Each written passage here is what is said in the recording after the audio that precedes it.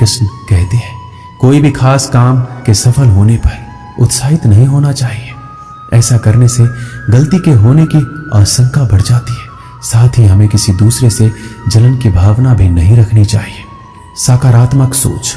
श्री कृष्ण कहते हैं, सकारात्मक सोच के दम पर मुश्किल से मुश्किल वक्त का सामना बड़े ही आसानी के साथ किया जा सकता है। सोच सही हो तो लोग आधी लड़ाई वैसे ही जीत जाते हैं। सकारात्मकता से भरा दिमाग हर समस्या का हल खोजने में सक्षम होता है, जबकि नकारात्मकता मनुष्य को निराशा के गर्त में ले जाती है और उसे हार दिलाती है। इसके साथ ही वो अपनी तमाम इच्छाओं को वश में करके अपनी नकारात्मक सोच को सकारात्मक सोच में बदल देता है। गीता में श्री कृष्ण ने यह बात कहा है कि जो लोग दूसरों की भलाई पर ध्यान नहीं देते और सिर्फ अपना मतलब साधने में लगे रहते हैं, उन लोगों का कभी भला नहीं होता। आपको बता दें कि इंसान का स्वार्थ उसे अन्य लोगों से दूर ले जाकर नकारात्मक हालातों की तरफ धकेलता है, जिसके चलते व्यक्ति अकेला रह जाता है। वही गीता में यह भी कहा गया है कि स्वार्थ शीशे में फैली धूल की तरह है, जिसकी वजह से व्यक्ति अपना प्रतिबिंब ही नहीं देख पाता।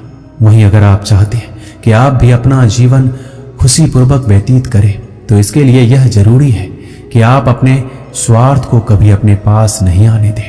आपने अक्सर ये सुना होगा कि जिसका कोई नहीं होता उसका भगवान होता है। गीता में भी ये कहा गया है कि ईश्वर हमेशा मनुष्यों का साथ देता है।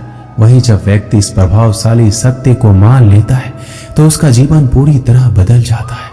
सृष्टि निर्माता ईश्वर ही है जो संपूर्ण जगत को चला रहा है। वह इंसान तो बस ईश्वर की हाथ की एक कठपुतली है। इसलिए इंसान को कभी अपने भविष्य या फिर अतीत की चिंता नहीं करनी चाहिए, क्योंकि हर विकट परिस्थिति में ईश्वर इंसान का साथ देता है और उसे मुश्किल से बाहर निकालता है। इसलिए हम सभी को ईश्वर पर भरोसा रखना चाहिए। श्री कृष्ण ने गीता में कहा है कि हर इंसान के द्वारा जन्म मरण के चक्र को जान लेना बेहद आवश्यक है, क्योंकि मनुष्य के जीवन का मात्र एक ही सत्य है, वो है मृत्यु। क्योंकि जिस इंसान ने इस दुनिया में जन्म लिया है उसे एक दिन इस संसार को छोड़कर जाना ही है, और यही इस दुनिया का अटल सत्य है। लेकिन इस बात से नकारा नहीं जा सकता कि हर इंसान अपनी मौत से भयभीत रहता है।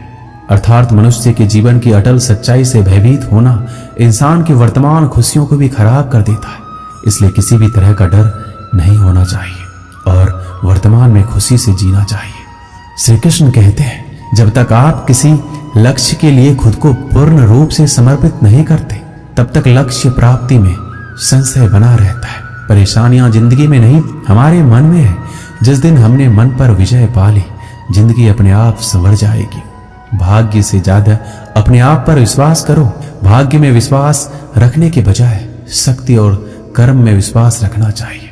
किसी की निंदा से घबराकर अपने लक्ष्य को ना छोड़े, क्योंकि अक्सर लक्ष्य मिलते ही निंदा करने वालों की राय बदल जाती है।